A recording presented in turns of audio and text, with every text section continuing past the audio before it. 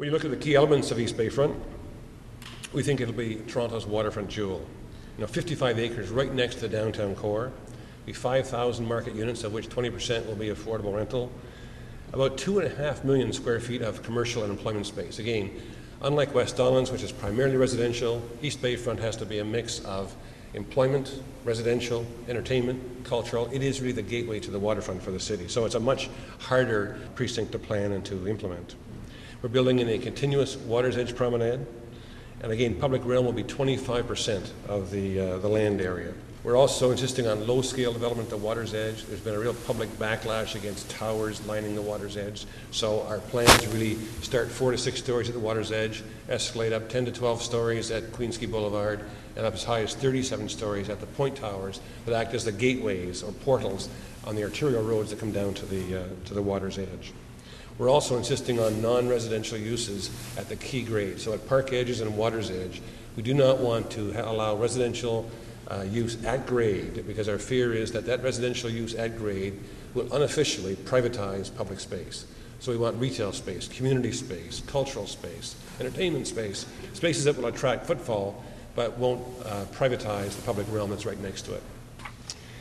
We have a continuous promenade along the water's edge. I think 32 different cities to try to decide what the right dimensions were. I think we argued for a year over this. The eventual outfall was 19 meters from building face to water's edge, with an additional 5 to 8 meters of boardwalk out over the water. In this particular case in East Bayfront, the boardwalk actually will cover up the stormwater retention tank, which we'll put in the harbor. It has 2 levels to accommodate different kinds of uses for spill out, for cafes and so forth, and for walking.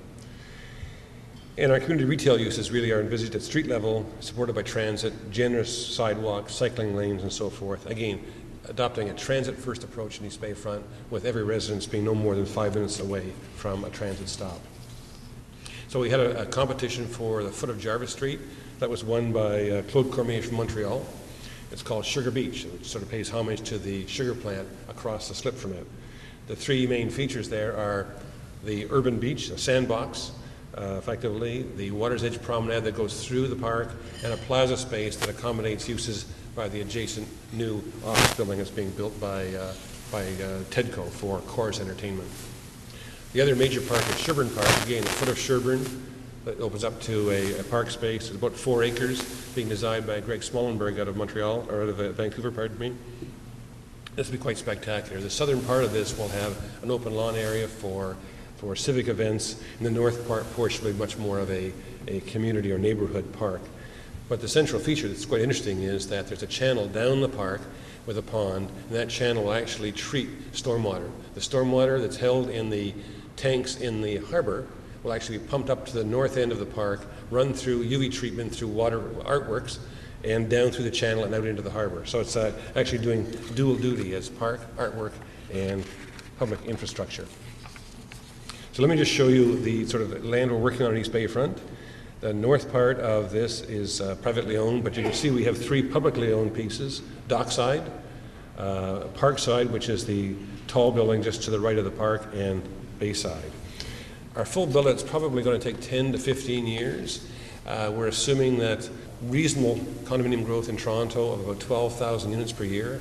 Last year was 23,000, quite spectacular. This year's about 15, but if you assume 12, and the downtown gets 30%, we think we can absorb between 300 to 500 market units per precinct per year.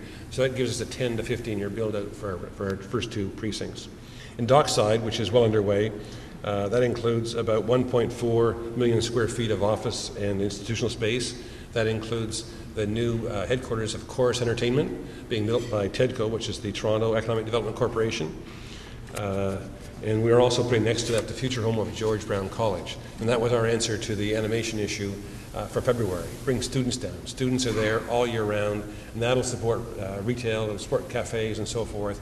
And of course, once you get that going, then you get the retail starting to spring up, as opposed to currently what you have on the waterfront is quite a deadly spot between sort of November and April.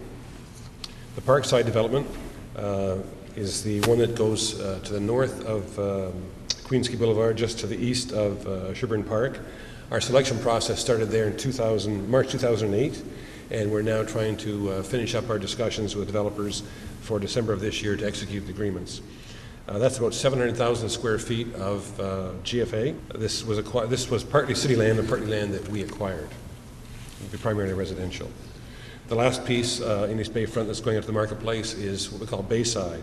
This is a much larger piece of land. It's about 1.7 million square feet of GFA, mixed use, office, residential, retail, cultural, and so forth.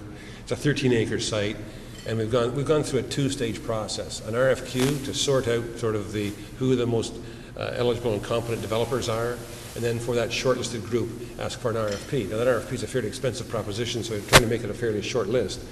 So we got 4 or 5. In this case, we've got 4 shortlisted teams for Bayside. We also saw a need to take back the water's edge for the people and really provide a unified design for Toronto's waterfront. We have a 3.5-kilometer waterfront, and it's been designed in a very sort of choppy fashion. In fact, in some cases, when you go down there, you're not really sure whether you're in public space or private space. So it's really important for us to design a new waterfront that would be our signature around the world, but also would tell the people that, in fact, this is your space, that you would read it from the street furniture, from the handrails, from the surface treatment, that you'd know that's public realm. And if you go down there today, that's not what you see. You see, sometimes you're not sure whether you're in the condo's backyard or if you're in the park. So this is really important. We conducted a worldwide competition. We had 38 teams submitting from around the world, almost every continent in the world. And we selected a firm called West 8 out of Rotterdam.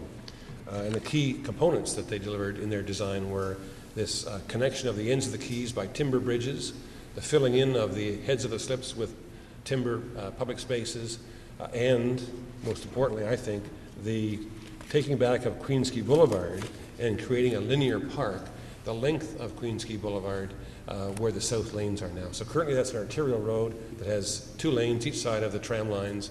We're taking back the south lanes and turning that into a linear park.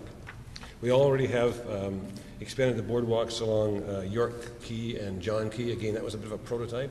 And one of the challenges you all face when you develop waterfronts is keeping the public motivated. And it's a 4 to 5 year program to get to where the shovels hit the ground, and people don't appreciate that in the public. And so there's always this public cynicism about nothing happening. So what we did was said, let's give something back real quick. Let's get out there and give some projects back to convince the public that this time it's really happening. And so we did York Quay and John Quay. We did the Western Beaches Watercourse, Cherry Beach. So a number of projects were done outside the precinct planning exercise. It takes 4 or 5 years to go through consultation, design, zoning, approval, lobbying, appeals, and so forth. But so to convince the public and get public support and press support and political support, let's do some quick wins and get stuff out there and get it appreciated by the public. So we did these particular promenades on York Quay and John Quay to show people what it would look like and really capture people's imagination. We're now also working on the rest of the West 8 proposal, new heads of slips. So we're filling in Spadina Wave Deck was opened in September. That shows you a before and after shot. And the next shot really shows you a little more aggressive wave deck that's just starting construction now. So to date, we've invested about $69 million in the waterfront. It's a sum total, I think, of about $300 million investment to date. Another project we're looking at and working on is the naturalization of the Don River. There's been discussions about naturalizing the mouth of the Don River for probably 15 to 20 years. And where the river enters the harbor should be a very special space. And today it's certainly not that. We conducted our second international competition. This one was won by a firm called Michael Van Valkenburg and Associates from New York. And their actually winning design is quite interesting in that it leaves the channel, the Keating Channel, currently as a hard urban edge and creates a new river to the south of that. And that certainly creates much more waterfront space, much more park space, much more public realm. It'll add actually kilometers of parkland. After that, we look at the Portlands. It's about 850 acres. Another incredible opportunity, a 20-minute walk from downtown. And we're currently working with the city to develop an implementation plan that allows us to develop that progressively and still allows them to use the land for interim uses to promote economic development in the meantime.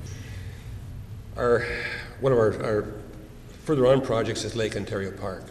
When you think of Vancouver, you think of Stanley Park. The two are almost synonymous. We want to create a park in Toronto that will be synonymous with Toronto. So when you think of Toronto in the future, you'll instantly think of Lake Ontario Park. This is a 588-acre site. It includes Tommy Thompson Park, which is a wilderness area. It will include marinas, all kinds of recreational uses and water uses. That's about a $380 million investment over probably 20 or 30 years. It's currently sort of an ad hoc collection of all kinds of different uses, and the design really is an attempt to unify it all and create a park that has a certain, cohesive signature.